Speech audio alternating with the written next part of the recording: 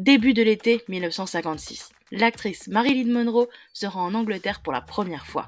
En pleine lune de miel avec le célèbre dramaturge Arthur Miller, elle est venue tourner Le Prince et la danseuse, un film qui restera célèbre pour l'avoir réuni à l'écran avec Sir Laurence Olivier, véritable légende du théâtre et du cinéma britannique, qui en est aussi le metteur en scène.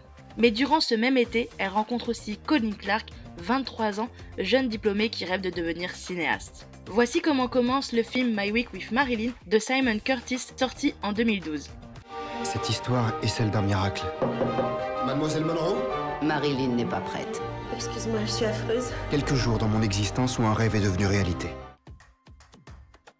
Le vrai sujet du film est la personnalité de Marilyn. Si ses angoisses, son manque de confiance en elle, ses caprices participent au personnage connu de tous, elle apparaît ici vulnérable, sensible, attachante et sans doute par-dessus tout, indépendante. Marilyn Monroe, de son vrai nom Norma Jean Mortensen, est née le 1er juin 1926 à Los Angeles.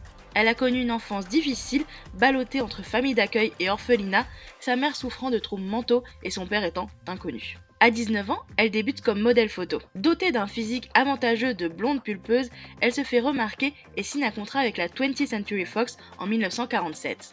Elle enchaîne quelques petits rôles avant d'obtenir son premier grand succès dans le film Niagara en 1953. Elle accumule ensuite les triomphes au box-office dans des comédies comme Les hommes préfèrent les blondes, 7 ans de réflexion et Certains l'aiment chaud, devenant une véritable icône du 7e art. Elle épouse Arthur Miller en 1956 avant de divorcer en 1961.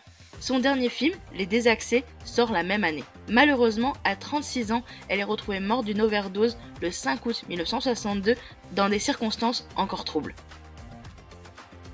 Le film My Week with Marilyn est l'adaptation du roman éponyme de Colin Clark, lequel aborde la relation intense qu'il a vécue avec la star planétaire sur le tournage du Prince et la danseuse alors qu'il occupait le poste de 3e assistant réalisateur. Il a été embauché par amitié pour son père Kenneth Clark, éminent historien d'art. Le tournage est un enfer car Laurence Olivier et Monroe se querellent beaucoup.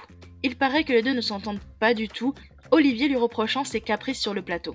Marilyn, qui aspire au rang d'authentique actrice, se sent traitée comme une blonde écervelée par son partenaire à l'écran et comme une enfant difficile par Miller, son tout nouveau mari, tandis que son associé, Milton Green, la laisse avaler trop de calmants pour mieux la manipuler. Prisonnière de ses fortes personnalités masculines, elle tente alors de noyer son mal-être en séduisant le jeune Clark.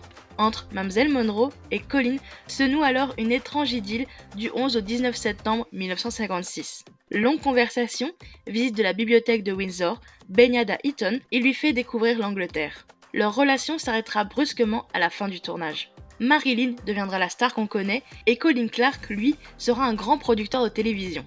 Mort en 2002, il n'a livré son secret que 2 ans avant sa mort dans le livre éponyme Une semaine avec Marilyn.